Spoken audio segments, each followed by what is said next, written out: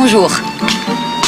Comment ça va? Et toi, Dominique? Ça va. Alors, j'ai pas l'habitude de venir ici de jour. Hein. Je sais. C'est l'endroit privilégié des noctambules calvés, en fait.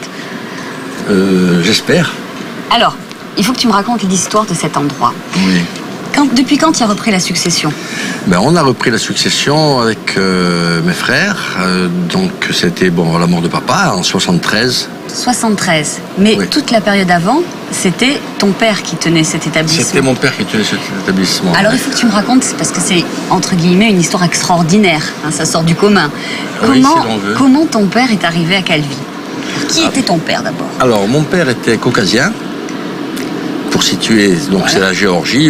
À la Révolution, il a été obligé de partir du Caucase parce que comme il était officier de l'armée du Tsar, il était russe blanc, il était noble donc en Géorgie. Il est parti parce que les communistes faisaient la chasse à tous et les exécutaient. Donc il a pu partir en 1918, 1917. Et là, il est parti directement à New York, où il a rencontré le prince Yusupov. Qui est l'assassin de Rasputin. Qui est l'assassin de Rasputin. Et ils se sont liés d'amitié à New York. Et puis, quelques années après, ils sont partis sur Paris. Et mon père avait monté une troupe de danse avec qui il se produisait dans beaucoup d'endroits. Notamment dans un cabaret à New York qui s'appelait l'Aigle Russe. Et comment il arrive à Calvi alors? Alors, il est arrivé à Calvi parce que le prince Yusupov avait une maison qui était juste là derrière. Dans la citadelle. Dans la citadelle. Puis il a dit à mon père, viens passer 3 jours à Calvi. Et mon père a pris le bateau, il est venu passer 3 jours à Calvi. Il est venu pour 3 jours et puis en fait il n'est jamais reparti.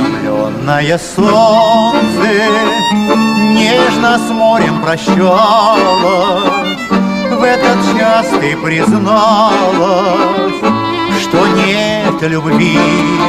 Alors aujourd'hui, on sait où se trouve la Géorgie, mais à l'époque, quand il est arrivé en Corse, comment ont réagi les Corses? D'abord, ils sont arrivés à cheval, dans le bateau, mais à cheval. Ah oui, ils ont débarqué à cheval, ils ont habillé en cosaque. Donc ça c'était en 1925-26. Donc il faut imaginer à l'époque comment les gens regardaient ces gens-là. Ils disaient, qu'est-ce que c'est lui sort cela? Comme on disait, il a le sens de la fête. Donc qu'est-ce qu'il ouvre ici? Alors pour continuer le sens de la fête, il a ouvert un cabaret privé, je dirais. C'était le cercle de chasse de Calvi. Ah, le cercle de chasse. De la chasse de Alors c'est ça le signe chez Tao, les 3 C? Les 3 C au départ c'est ça, cercle de Calvi, chasse de Calvi. Bon. Et puis ça s'est transformé en Caucase, Calvi, Corse. Voilà, ce sont les 3 C. D'accord, maintenant je sais à quoi ça correspond. Voilà. Alors là on est où? En fait ça c'est la salle de danse. Là, il y avait une piste de danse en bois, avec des tables tout autour. Là, il y avait un vieux piano, qu'on va retrouver dans pas longtemps, enfin pas le vieux, mais... C'est pas le même. Et puis là, mon père faisait des exhibitions de danse, il s'habillait en cosaque, il dansait sur des musiques russes, évidemment, il montait sur les tables, il faisait des pointes comme ça, parce que... Attends, pour l'époque, on est en quelle année, là, à peu près? Là, on est en 35-40, là. Alors, pour qu'on comprenne un petit peu quelle était l'ambiance de l'époque, tu veux pas nous jouer un petit morceau caucasien?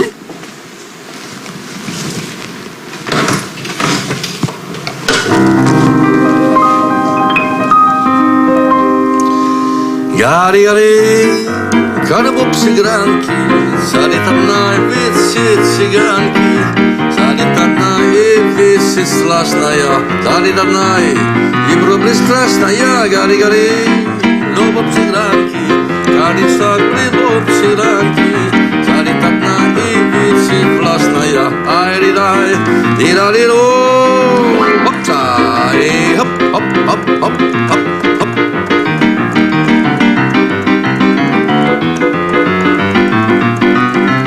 Gari, roba ciganti, aria travis los ciganti, saritatna ivis islasnaya, larirai, oh.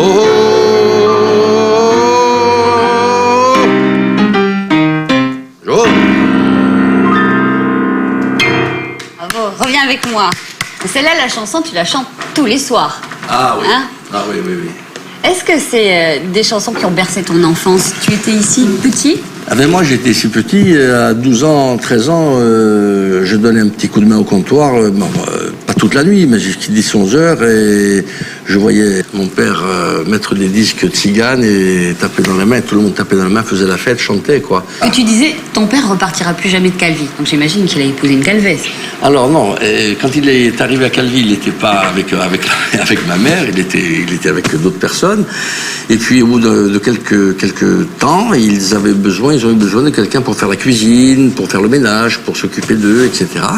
Et puis ils ont demandé à une famille qui était à côté, la famille Maestracci, qui avait 12 enfants et dont la plus jeune s'appelait Jeannette, et c'était ma mère, qui avait 17 ans. Alors ils ont dit, écoutez, nous on veut bien que notre fille travaille chez vous, mais attention. Vous êtes en Corse, vous la touchez pas. Hein. Oui, mais ça s'est pas du tout passé comme ça. Alors, tu as commencé au piano vers 5-6 ans. Vers 5-6 ans, où je jouais. Tu t'es plus jamais arrêté. Non, j'ai joué du piano toute ma vie. Combien de chansons tu as fait depuis ce temps-là? Oh, des chansons que j'ai faites, non, mais j'en ai chanté beaucoup. Il faut compter à peu près, disons, 50 chansons par soir. 50 chansons par soir. En moyenne, oui, c'est ça. Il faut que tu me parles de la devise de cet endroit, parce que ton père avait le sens de la fête. Oui. Toi, c'est certain, tu as le sens de la fête. D'ailleurs, si vous venez ici, vous vous en rendrez compte par vous-même. Oui.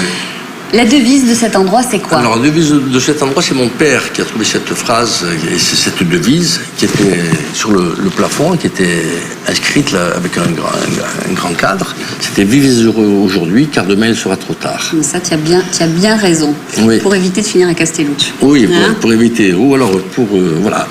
Bon, alors maintenant que tu nous en parles, va nous la jouer. D'accord, très volontiers.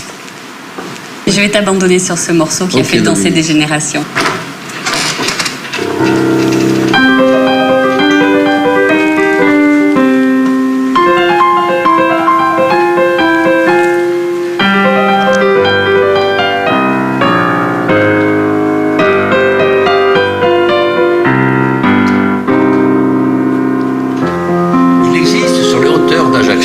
Corse du Sud, entre le dépôt d'ordures et le nouveau cimetière, pas très loin du nouveau radar de la chapelle des Grecs, à 10 km à vol d'oiseau de chez Francis,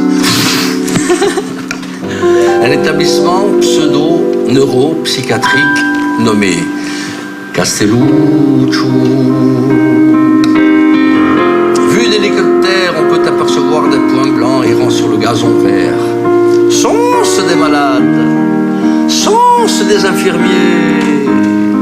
Pharmaciens, pharmaciennes, philistins, philistines, maîtres chiens.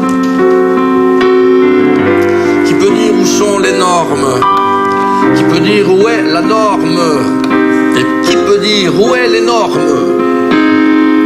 L'accueil est sympathique, le service correct, malgré les assertions d'une certaine chaîne de télévision couleur, émettant tous les soirs à la même heure, aux alentours de 19h. Corsica sera, buonasera.